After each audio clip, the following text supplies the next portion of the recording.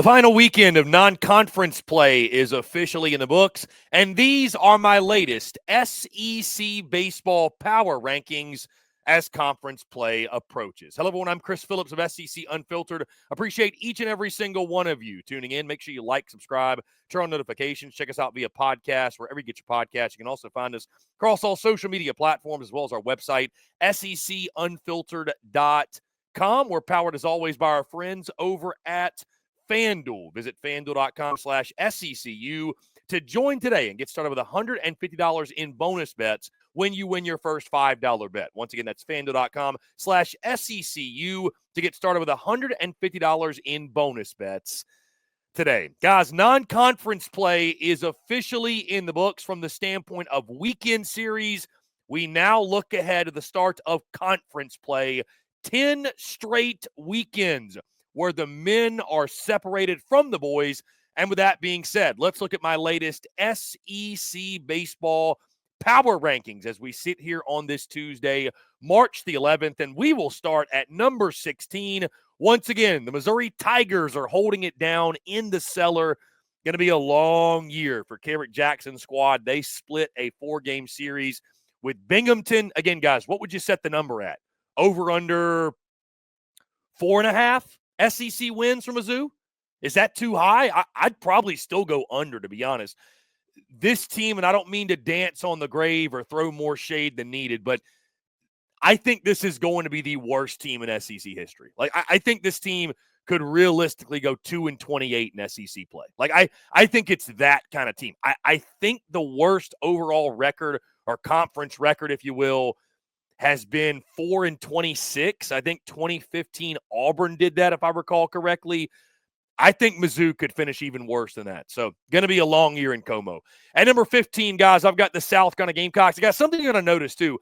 Not a ton of movement in these power rankings because everybody took care of their business, aside from Mizzou, who split. But everybody, for the most part, took care of their business against their non-conference competition. Kind of served last weekend was sort of the cupcake weekend in the SEC, kind of like we get in the football season. Cupcake weekend for SEC baseball before conference play gets going. But South Carolina, with the sweep over the weekend, Gamecocks stay in that 15 spot.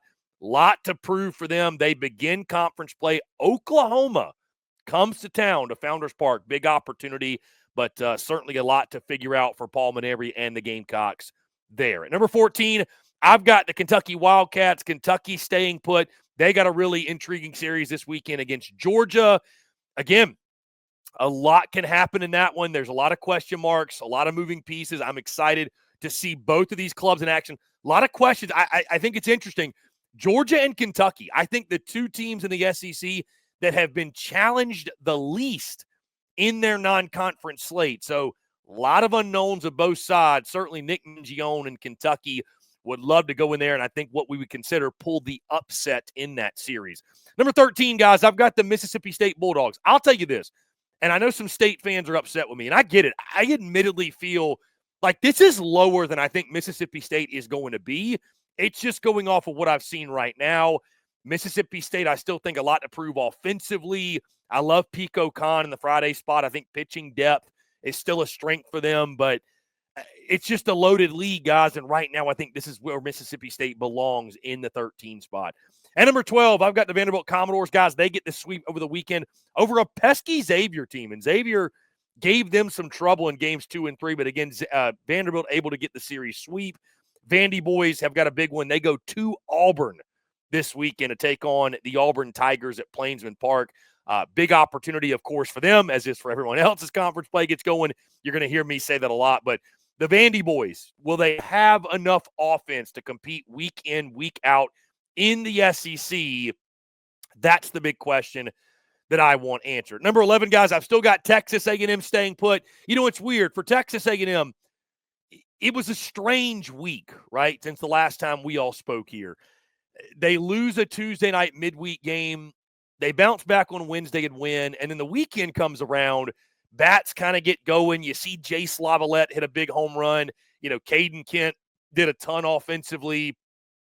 The starting pitching continues to be really good. And you have a winning weekend, but you lose that Sunday game to New Mexico State. So it's like You win 2 of 3, and you tell yourself going into a season, you're never going to be upset when you win 2 of 3. But I think for A&M, it's like you still leave the weekend with this nasty taste in your mouth, right? Like you're 9-6 overall. Like you're nowhere near where you want to be. I mean, obviously, again, you're 11th in my power rankings, which, I never thought A&M would be this low. Guys, they host Alabama this weekend. I tell you, if A&M's going to get it going, like this is the weekend to get it going, man. Conference play gets rolling, and I know everybody wants to say, man, we're still really early in the season, but it's like we're not, guys. We're like 3 weeks away from the halfway point of the season, which is crazy to say and also really sad to say at the same time. But it's no longer like really early in the year. They've still got bullpen issues they got to get figured out. They need more consistency from the offense. The starting pitching is the thing that I'm least concerned about, but it's just kind of this past weekend sort of defines what A&M has been to this point. It's like even when they have a winning weekend, you leave the weekend with this nasty taste in your mouth. Are they able to get rid of that this weekend? Huge, huge series against Alabama upcoming. And number 10, guys, I've got the Georgia Bulldogs. They don't move. And maybe some Georgia folks are discovering these power ranks for the first time. Guys, I still think Georgia's overrated. Listen, I'll put it to you this way. When I say overrated, Georgia is in the top 5 in the country in the rankings. I'm sorry, but when you have a pitching staff as bad as Georgia's is, a starting rotation as bad as Georgia's has been, you should be nowhere near the top 5 of any poll. Guys, if you're a top 5 team in college baseball, you got 3 studs leading your rotation. You got 3 horses leading your staff. Guys, Georgia's getting touched up by Columbia. Georgia's gotten touched up by virtually every non-conference team they've played. They're down 3-0 after the first inning in every game. They're having to win games via football scores. I could be dead wrong, and Georgia goes on and wins the SEC. I got nothing against Georgia, but it's just going off of what we've seen. The pitching has been terrible. The frontline starting rotation has been awful. Guys like Leighton Finley, Colton Smith, they got to step up, man. And again, Georgia's got Kentucky, so they don't come out of the gates with an LSU or a Tennessee or what have you. But my goodness, that starting rotation's got to get it in gear, because if they don't, guys, they're going to get eaten alive in SEC play. That's why I have Georgia in the 10 spot right now. The Bats, they belong in the top 2 or 3 of these power rankings. The pitching staff belongs at the very bottom. Hence why I have them 10th. And number 9, guys, I got the Auburn Tigers. Auburn, this is a team I am really excited to see in SEC play. Again, Auburn, them, Bama's another one. Like there's a few, Ole Miss who have been overachieving early in the season. It's like, all right, let's see how it plays in SEC play. But I really like this Auburn team. I love what they've done swinging the bats. They've got some really bright young stars on the mound as well. So Auburn, again, hosting Vandy. Big opportunity, like I mentioned before. Really excited to see how they handle that. And, again, going into SEC play. Love Butch Thompson. Love what he's built down there at Plainsman Park. Love what he's doing. Pumped to see the Auburn Tigers get going. I got them at 9 in this week's power rankings. Guys, at number 8, and this was a team that I bumped up because admittedly last week when I dropped my power ranks, I feel I had them too low. And all they've continued to do is just keep winning. I got the Ole Miss Rebels at number 8. This is going to be one that's going to be really, really, really fun to watch in SEC play. Also, Ole Miss, you talk about a huge series, man. They host the Arkansas Razorbacks at Swayze. Beer showers all weekend long. You know the tailgating is going to be absolutely insane. The atmosphere is going to be crazy in that one. I love the starting rotation. Hunter Elliott's a real dude. Riley Maddox has come into his own over the past few weeks. He's looked really good in that Saturday spot. Offensively, a guy like Judd Udemark is sort of carrying them right now. They're a lot of fun. Ole Miss, I thought one of the two, if not both, of the Mississippi schools were going to surprise, were going to impress. I'm not sure I thought it was Ole Miss, but you got to love what you're seeing in what was a big year and what is a big year still for Mike Bianco. Now you got to do it in conference play, but they're off to a great start, man. I love this Ole Miss team. Really exciting brand of baseball they're playing. Number 7, guys, I've got the Alabama Crimson Tide. Bama just keeps rolling. I mean, they do lose the Sunday game to Presbyterian, which goes to show you how crazy baseball is because they run-ruled them the first 2 games. They didn't even play 9 full innings the first 2 games, and on Sunday they lose 11-8. Pitching got a little sideways. What's going to be fun with Bama, and again, Bama going to College Station. So the storylines in that one, and of course we'll talk about this on the wind-up on Thursday, but the storylines in that one are so fascinating because it's like, okay, is Bama really who we think they might be? And then on the Texas A&M side, like, is this really going to be a nightmare season for them, or are they going to cut it on? Like, there's going to be so many interesting storylines from both sides. The exciting thing about Bama is this. Every time they play, I think they're going to have the most exciting player on the field in Justin LeBron. I mean, Bama, this team is a lot more than him, but there is no question who the heartbeat of this ball club is. It's Justin LeBron. Like, legitimate Golden Spikes contender, should be right in the middle of the conversation. He is an electric factory. Guys, at number 6, I've got the Texas Longhorns. How about Texas? I think a very underrated sweep of Santa Clara over the weekend. Guys, Texas off to their best start since 2005. I believe they've won 13 in a row. Kind of feels quietly have won 13 in a row, too. Really excited again. Texas begins life in the SEC at the Dude against Mississippi State. That one is going to be the Dude is going to be rocking. The smells of just the food and the bourbon and everything else, man. It's going to be electric there. Texas, welcome to the SEC. This is life, right? I mean, this is what the Longhorn fans and that team and that program they obviously want. But like this Texas team a lot, they continue to impress me on the mound. We know what they've got in the lineup. They feel like a complete ball club. Now the real test will begin. At number 5, how about the rival? I've got the Oklahoma Sooners sitting in that 5 spot. They do not move for me. Again, a sweep over the weekend. The Witherspoon twins are just dude, Kyson Witherspoon on Friday especially is just fantastic. I mean, another double-digit strikeout performance. Jackson Willits, Easton Carmichael, they continue to carry the lineup, obviously. Oklahoma traveling to South Carolina, so a little bit of a softer start in SEC play, but a test, no doubt. Listen, this is what makes the SEC the SEC. South Carolina, a team who we've got 15th and who, many people don't think much of. They can beat you. Don't sleep on this if you're Oklahoma, man. They can beat you. Founders Park can be a tough place to play. But I love this Oklahoma team, man. I love the front line starting rotation. Love what Skip Johnson has built. And I think what they've shown at this point, they are top 5 in the conference right now, guys. At number 4, I've got the Arkansas Razorbacks.